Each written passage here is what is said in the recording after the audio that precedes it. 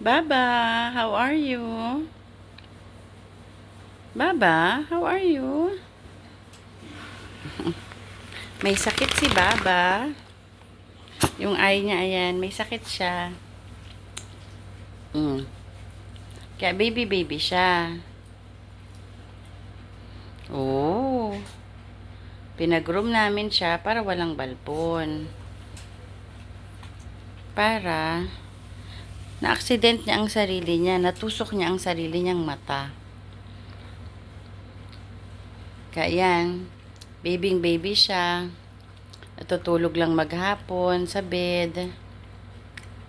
Naka-collar siya para hindi niya magalaw yung kanyang mata. At of course, para masarap ang kanyang pagpapagaling, naka-costume siya lagi, everyday.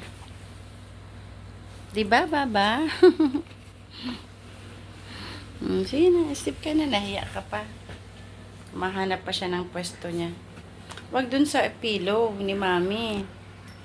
Ikaw naman, gusto mo pa sa pillow ni Mami. Tabi na nga tayo matulog sa gabi. Gusto mo pang ilagay yung puwet mo sa pillow ko.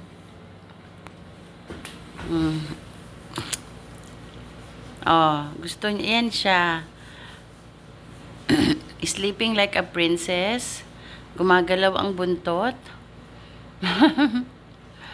Nagpapagaling. At naka-aircon siya maghapon.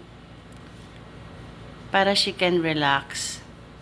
Yan ang gusto niyang life. O baka naman, sinadya mong sugatan ang mata mo para mapadoktor ka, para you can live like a princess, ha, Baba?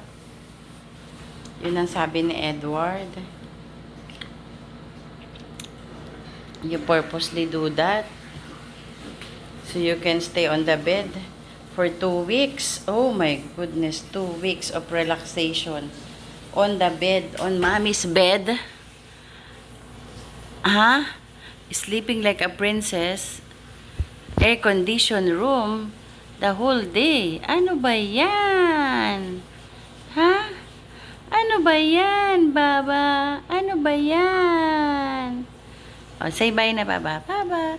Say, you show them your ano. Oh, yan yung mata niyang may sakit. Oh, sick.